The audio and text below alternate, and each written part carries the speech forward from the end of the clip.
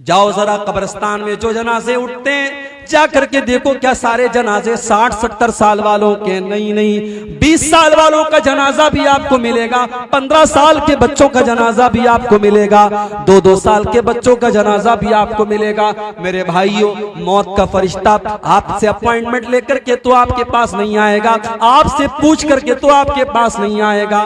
न जाने कब कौन सी बीमारी आएगी और आपको कब्र तक लेकर के चली जाएगी। इसलिए मेरे नौजवान साथियों, अपनी जवानी का मिसयूज न करना, अपनी जवानी का गलत इस्तेमाल न करना। कयामत के दिन अल्लाह ताला उस बंदे को अपने अर्श का साया देगा। वशाबुन नशा फी इबादतिल्लाह, वो नौजवान जिसकी जवानी अल्लाह की इबादत में गुजरी हो, जिसने रातों में तहज्जुद पढ़ी हो, जिसने रातों में क़यामुल लैल किया हो, जब दुनिया बिस्तरों पर सो रही हो वो रातों में उठ करके तहज्जुद पढ़ता हो, उस अल्लाह के नेक बंदे को कयामत के दिन कोई गर्मी नहीं लगेगी।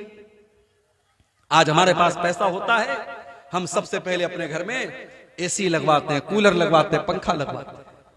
मेरे भाई, उस कब्र के अंदर हमें कौन एसी ला करके देगा, जिस कब्र में हमारे माँ बाप, हमारे बीवी बच्चे सब छोड़ करके हमको चले जाएंगे। कयामत के दिन जब सूरज 1 मील की यानी 1.5 किलोमीटर की दूरी पर होगा, कयामत के दिन कौन सी एसी हमको मिलेगी, कौन सा कूलर मिलेगा? मेरे भाइयों, हमने जवानी में जो अल्लाह की इबादत की होगी वही इबादत हमें एसी का काम करेगी। वशाबुन नशा फी इबादतिल्लाह, वो नौजवान जिसकी जवानी अल्लाह की इबादत में गुजरी हो, वही नौजवान कयामत के दिन अल्लाह के अर्श का साया पाएगा। उसको गर्मी नहीं लगेगी, उसको लू नहीं लगेगी, उसको पसीना नहीं लगेगा।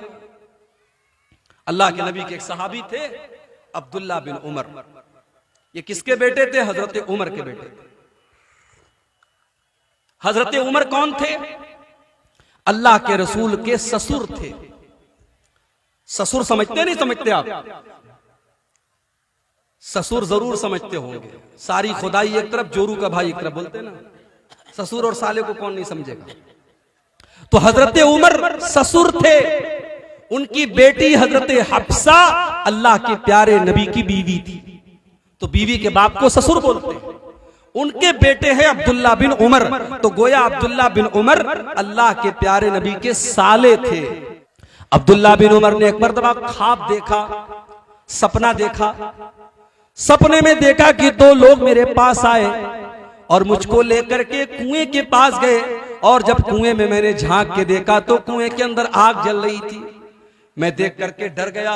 उन्होंने कहा तुम इसके अंदर नहीं जाओगे, और इतना कह करके मुझे वापस लेके आए, और फिर मेरी नींद खुल गई। मेरे पूरे चेहरे पर पसीना आ गया।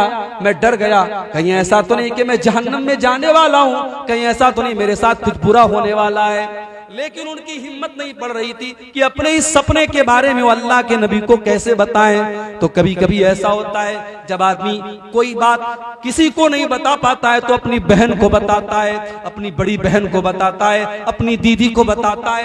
हजरत अब्दुल्ला बिन उमर ने अपनी बहन हजरत हफ्सा से कहा कि मैंने ऐसा ऐसा ख्वाब देखा है, तुम एक काम करो, इस ख्वाब का मतलब अल्लाह के नबी से पूछ करके मुझको बता दो। भाई बहन का रिश्ता भी बड़ा प्यारा रिश्ता होता है। जिनकी बहनें जिंदा हैं, अल्लाह सलामत रखे, अपनी बहनों की कदर करो और बहनें भाइयों की कदर करें। जिनके घरों में सिर्फ बहनें हैं और भाई नहीं हैं, उनसे पूछो भाई क्या चीज होती है, और जिन भाइयों को बहन नसीब नहीं होती उससे पूछो बहन क्या चीज होती है। हजरत हफ्सा रजी अल्लाह तआला अन्हा ने अल्लाह के नबी के पास आकर के कहा, ऐ अल्लाह के नबी, मेरे भाई ने ऐसा ऐसा ख्वाब देखा है, ऐसा ऐसा सपना देखा है, इसका क्या मतलब हो सकता है? बुखारी के अल्फाज हैं, अल्लाह के नबी ने फरमाया कि ऐ हफ्सा, नेमर रजुल अब्दुल्ला, ऐ हफ्सा तुम्हारा भाई अब्दुल्ला बहुत अच्छा इंसान है। इस सपने का कोई बुरा मतलब नहीं है, कोई खराब मतलब नहीं है। ऐ हफ्सा तुम्हारा भाई बहुत अच्छा इंसान है, बस एक बात की कमी है, लौ कान युसल्ली मिनल लैल। ऐ हफ्सा अपने भाई से कहो वो रात में जब इशा की नमाज पढ़ के घर जाता है तो सो जाता है। तुम्हारा भाई रात में सोता है और सीधे फजर की नमाज में उठता है। अपने भाई से कहो कि रात में उठ करके तहज्जुद पढ़ा करे, क़ियामुल लैल किया करे, रात को उठ करके अल्लाह की इबादत किया करे। हजरत हफ्सा आती हैं और अपने भाई को ये बात बताती हैं कि अल्लाह के नबी ने तेरी तारीफ की है और कहा है कि तेरा भाई बहुत अच्छा इंसान है, बस एक बात की कमी है, वो रात में तहज्जुद नहीं पढ़ता है। ओ मेरे नौजवान साथियों, रात रात भर जलसे आपने सुने हैं, तकरीरें आपने सुनी है, मगर एक कान से सुन करके दूसरे कान से उड़ा देने की हमारी और आपकी आदत है। जरा अब्दुल्ला बिन उमर को देखो, जब उनके कानों में अल्लाह के नबी के ये जुमले पड़ गए कि अल्लाह के नबी ने मेरी तारीफ की है और ये कहा है कि अब्दुल्ला बहुत अच्छा इंसान है, बस एक बात की कमी है, वो रात में तहज्जुद नहीं पढ़ता है। बुखारी के अल्फाज हैं, फकाना ला यनामु मिनल लैल इल्ला कलीला। उस दिन के बाद से अब्दुल्ला बिन उमर रात में तहज्जुद पढ़े बगैर नहीं सोते थे और बहुत कम सोते थे और रात का ज्यादातर हिस्सा वो तहज्जुद पढ़ करके और क़ियामुल लैल पढ़ करके गुजार दिया करते थे। मेरे भाई, नमाज की पाबंदी करो और 5 टाइम की नमाज के साथ साथ कोशिश करो, अगर लंबी नहीं पढ़ सकते तो छोटी छोटी, अगर 8 रकात नहीं पढ़ सकते तो 6 रकात सही, 4 रकात सही, 2 रकात सही, तहज्जुद पढ़ने की आदत डालो। वल्लज़ीना यबीतूना लिरब्बिहिम सुज्जदन व क़ियामा। जिनकी गोद सुनिए, जिन औरतों को बच्चा नहीं हो रहा है और शादी के कई साल हो गए हैं, उन जोड़ों से कहूंगा रात में तहज्जुद पढ़ा करो। रात का टाइम कबूलियत का टाइम होता है, रात में अल्लाह दुआओं को सुना करता है। 5 टाइम की नमाज की पाबंदी करो और रात में तहज्जुद पढ़ के अल्लाह के सामने गिड़गिड़ा के औलाद मांगो। जिस अल्लाह ने ज़करिया अलैहिस्सलाम को 90 साल की उम्र में बेटा दिया था और 85 साल की उम्र में इब्राहिम को बेटा दिया था, वो अल्लाह आपको भी बेटा देगा। रात में उससे मांगा करो। जिनके कारोबार में बरकत नहीं हो रही है, जिनके बिजनेस में लॉस हो जा रहा है, जिनको नौकरी नहीं मिल पा रही है, जो इम्तिहान में फेल हो जाया करते हैं, अपनी मेहनत करने के साथ साथ नमाज की पाबंदी करो मेरे भाई और रात में तहज्जुद पढ़ने की आदत डालो। ये अल्लाह के स्पेशल बंदों की पहचान है। वल्लज़ीना यबीतूना लिरब्बिहिम सुज्जदन व क़ियामा। तो ये हो गई तीसरी पहचान, अल्लाह के खास बंदे रात में तहज्जुद की नमाज पढ़ते हैं। अच्छा, जब आदमी तहज्जुद पढ़ेगा तो बोलो वो आदमी बुरा होगा कि नेक होगा? जाहिर है नेक होगा, मुत्तकी होगा, परहेजगार होगा। हमारे यहाँ तो जो बेचारा 5 टाइम की नमाज पढ़ता है उसको लगता है कि मैं तो जन्नत मेरे बाप की होगी, जन्नत में मैंने टिकट बना लिया। ये अल्लाह के खास बंदे तहज्जुद पढ़ रहे हैं, रात रात भर जाग रहे हैं, लेकिन उसके बाद भी वो अल्लाह से डरते रहते हैं। उनकी चौथी पहचान क्या है? वल्लज़ीना यक़ूलूना रब्बना सुरिफ़ अन्ना अज़ाब जहन्नम इन्ना अज़ाबहा कान गरामा। मेरे बंदे वो हैं जो अल्लाह से दुआएं किया करते हैं कि अल्लाह तो हमको जहन्नम के अजाब से बचा ले। जहन्नम का अजाब तो बड़ा खतरनाक है, ये इंसान से चिपक जाने वाला और इंसान से चिमट जाने वाला है। इन्नहा साअत मुस्तक़र्रन व मुक़ामा। जहन्नम बड़ा ही बुरा ठिकाना है, बड़ी बुरी जगह है। पता ये चला कि तहज्जुद पढ़ करके भी वो अल्लाह से डरते रहते हैं और जहन्नम से बचने की दुआएं करते रहते हैं। इसलिए मेरे भाई, कभी भी ये मत सोचो मैं नमाज पढ़ रहा हूँ, मैं कुरान पढ़ रहा हूँ, मैं नेकी का काम कर रहा हूँ तो मैं बहुत नेक बन गया, मैं बहुत मुत्तकी बन गया। बल्कि अल्लाह के अजाब से डरा करो और दुआ किया करो अल्लाह हमको जहन्नम के अजाब से बचा ले। जहन्नम कोई मामूली चीज नहीं है, जहन्नम बड़ी खतरनाक चीज है और जहन्नम इंतजार कर रही है कि अल्लाह का बंदा कब गलती करे, कब अल्लाह की नाफरमानी करे और जहन्नम का शिकार बन जाए। इन्न जहन्नम कानत मिरसादा लित्तागीन माबा लाबितीन फीहा अहकाबा। जहन्नम घाट में बैठी है, जहन्नम इंतजार में बैठी है, जहन्नम प्रतीक्षा कर रही है। अल्लाह के नाफरमान लोगों का ठिकाना है जहन्नम। जो जहन्नम में जाएंगे तो हमेशा हमेश रहेंगे, जो काफिर होंगे, जो मुशरिक होंगे। ला यज़ूक़ून फीहा बरदन वला शराबा। जहन्नम के अंदर ठंडा पानी न मिलेगा, जहन्नम के अंदर गरम हवा और आग होगी और उनको कोई ठंडक नसीब न होगी, उनको कोई खाना न मिलेगा, कोई पानी न मिलेगा, खौलता हुआ पानी और पीपो मवाद उनको मिलेगा। तो रहमान के खास बंदे जहन्नम से अल्लाह की पनाह मांगते। 4 चीज हो गई, आगे बढ़ते हैं। 5वीं चीज, बहुत गौर से सुनिएगा, इंशाअल्लाह आज की तकरीर में कुछ आपको दे के जाऊंगा, कुछ सीख करके यहां से आप जाएंगे।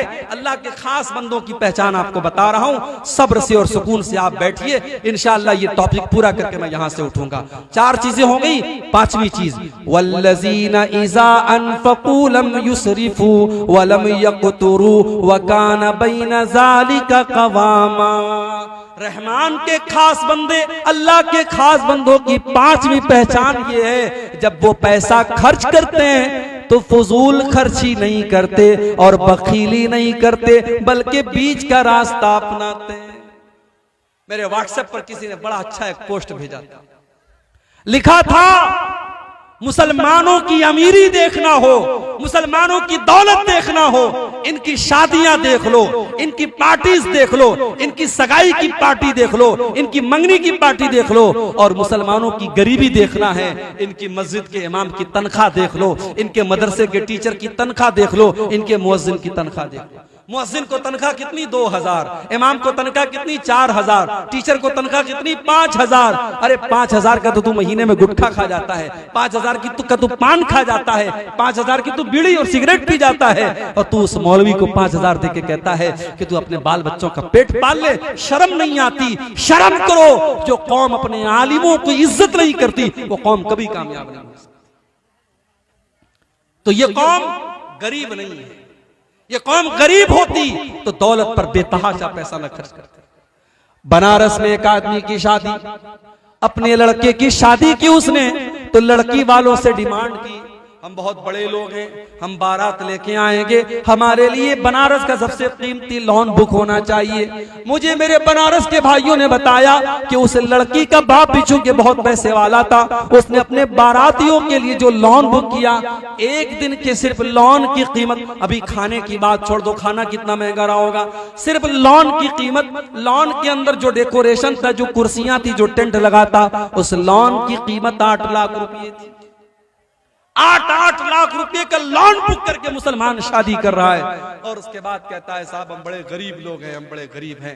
तेरी शादियों से तो नहीं लगता तू गरीब है, तेरी लड़कियों के ज़ेवरात से नहीं लगता तू गरीब है, तेरी फजूल खर्चियों से नहीं लगता तू गरीब है। हाँ, मस्जिद में देने की बात आएगी, मदरसे में देने की बात आएगी तो तेरे जेब से 10 का नोट निकलेगा, तेरे जेब से 20 का नोट निकलेगा। मेरे भाइयों, माल आपका नहीं है, माल आपका नहीं है, माल अल्लाह का है। आपको इस्तेमाल करने के लिए मिला है, आपको यूज करने के लिए मिला है, आपको हिसाब देना पड़ेगा। माल कहां से कमाया और कहां खर्च किया, दोनों का हिसाब देना पड़ेगा।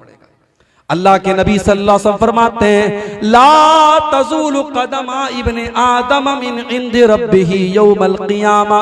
इंसान क़यामत के दिन अपनी जगह से हिल नहीं पाएगा जब तक वो 4 सवालों का जवाब न दे दे। जब तक 4 सवालों का जवाब न दे दे कोई हिल नहीं सकता क़यामत के दिन। पहला सवाल, अन उम्रिही फीमा अफ़ना, तूने अपनी जिंदगी को कहां गुजारा। दूसरा सवाल, व अन शबाबिही फीमा अबला, तूने अपनी जवानी को कहां गुजारा।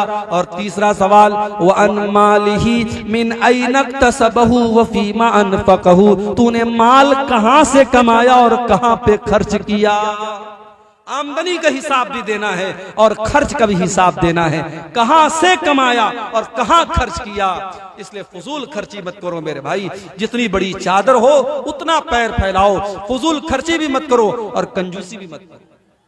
कुछ ऐसे लोगों को भी मैं जानता हूं, बहुत पैसा है मगर कपड़ा जब भी पहनेंगे बिल्कुल फटीचर वाला कपड़ा पहनेंगे, बिल्कुल खराब कपड़ा पहनेंगे। वो दिखाना नहीं चाहते कि हम पैसे वाले हैं। अगर अल्लाह ने आपको दौलत दी है, अच्छा खाओ, अच्छा पहनो मेरे भाइयों, और अपने परिवार को भी अच्छा खिलाओ, अच्छा पहनाओ।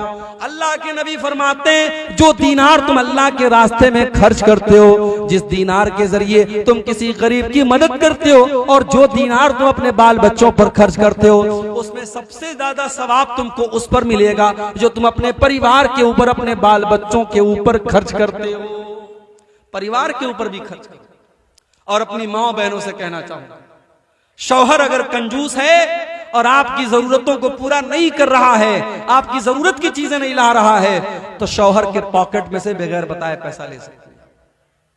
शौहर का पैसा आप ले सकती हैं उसको बगैर बताए, ये चोरी नहीं है। अगर शौहर कंजूस और बखील है तो बीवी उसकी इजाजत के बगैर उसका पैसा ले सकती है। तो रहमान के खास बंदों की ये पांचवी पहचान है, जब वो खर्च करते हैं तो फजूल खर्ची भी नहीं करते और बखीली भी नहीं करते, बीच का रास्ता अपनाते हैं। जब आप फजूल खर्ची करेंगे तो कुरान क्या कहता है, वला तुबज़िर तबज़ीरा इन्नल मुबज़्ज़िरीना कानू इख़वान अश्शयातीन।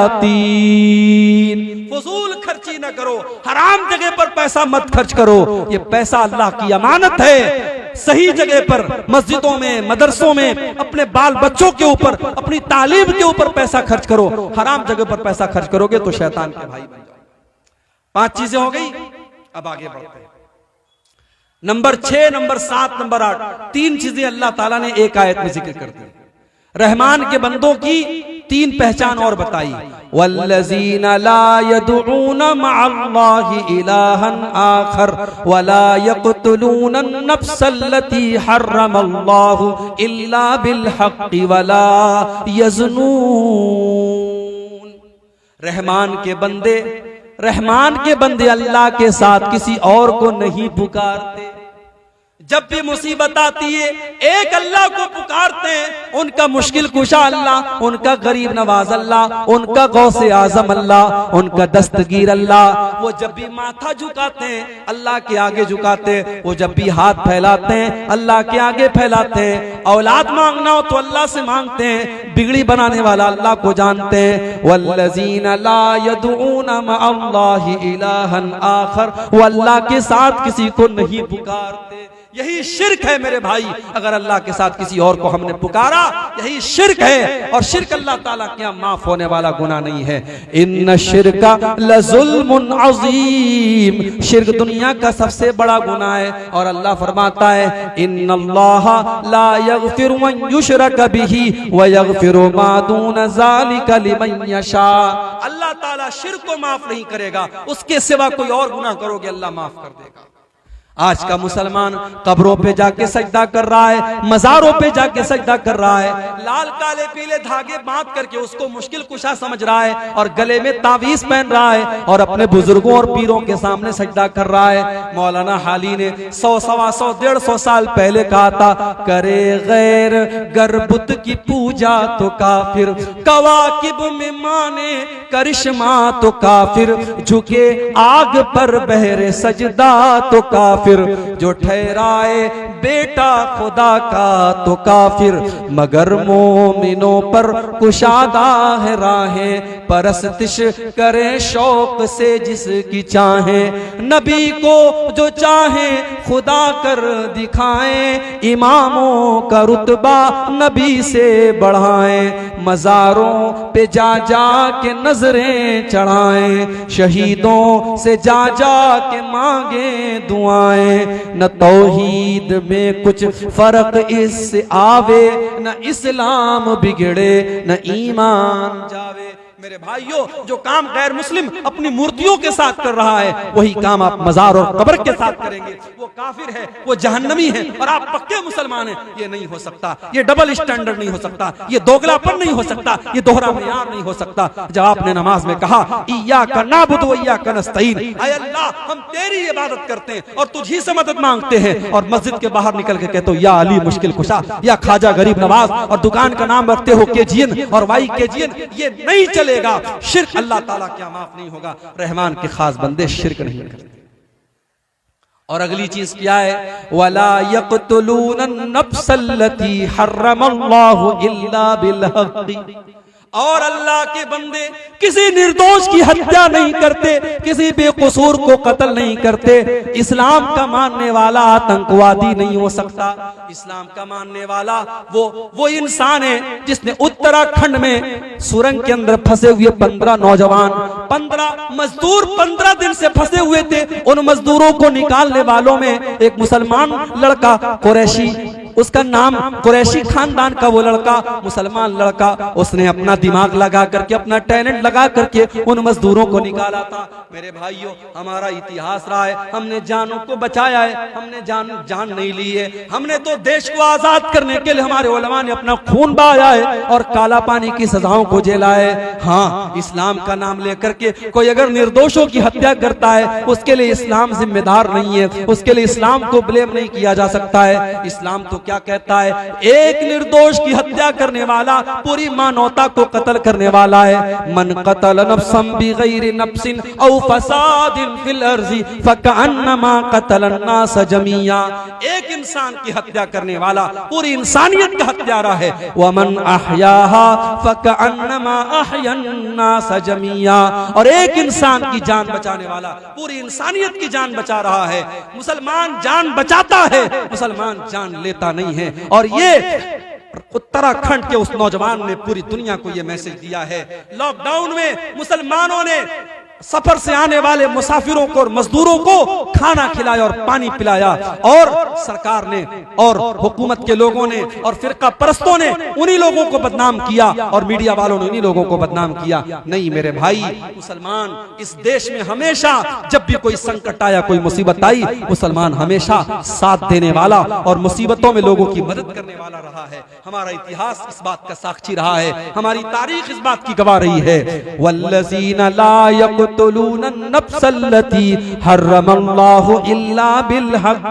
अल्लाह के खास बंदे किसी को कत्ल नहीं करते, किसी की जान नहीं लेते, किसी बेकसूर की हत्या नहीं करते। वला यज़नून, और वो ज़िना नहीं करते, वो बदकारी नहीं करते।